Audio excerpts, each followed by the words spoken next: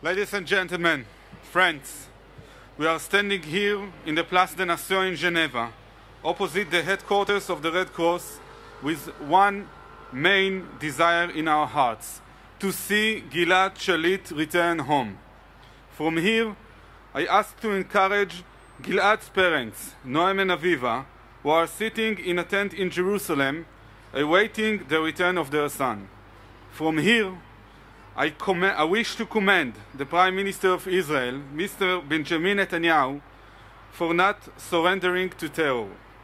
I ask not to forget the rest of Israel's missing soldiers, Ron Arad, Guy Hever, Majdi Halabi, Zecharia Baumel, Tzvi Feldman, Yehuda Katz, and along with them, Jonathan Pollard, who is wasting away in an American prison.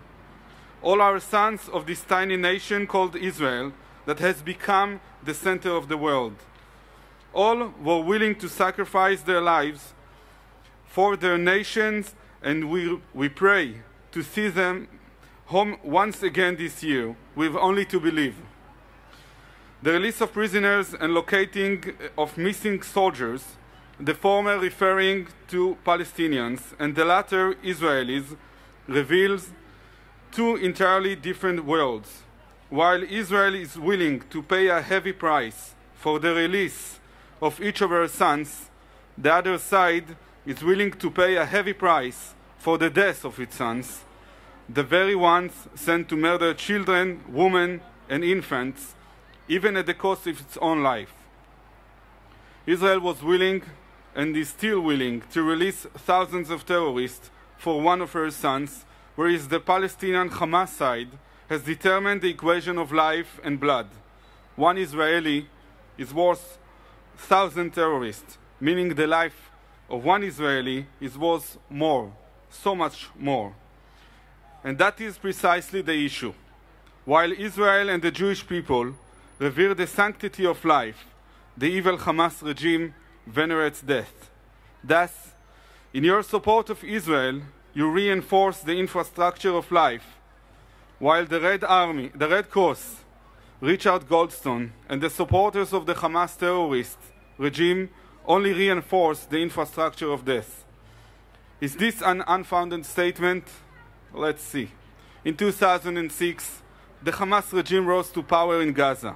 Since then, it has only succeeded in advancing one thing for the world: a radical alliance with the Iranian, Syrian, Turkish axis of evil, and the transformation of the Gaza Strip into an arms factory from which missiles and rockets are fired frequently into Israel, threatening the lives of innocent Israeli civilians. Any useful contribution to humanity? Zero. Israel, on the other hand, I simply do not know where to begin.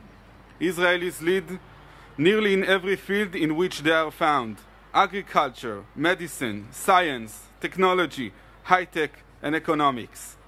All is for the world's welfare. Some data to illustrate this. The population of Israel today stands at 7.2 million people, but 4 Israelis won Nobel Prizes in various fields over the past decade.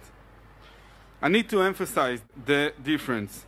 Israel is a political entity of goodness, happiness, ethics, dignity, and freedom, whereas Hamas is a political entity of evil, sorrow, moral corruption, subjugation, and oppression.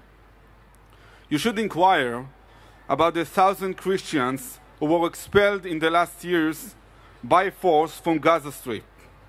Friends, if it were not for your support, we as Israelis would not have a chance. I would like to conclude these words by calling you to acquaint yourself with Israel through the Israel Now website, www.israelnow.tv. Come be representative of Israel in the world through this website. No more Al Jazeera, no more CNN, rather www.israelnow.tv. Thank you very much, and Chag Sameach.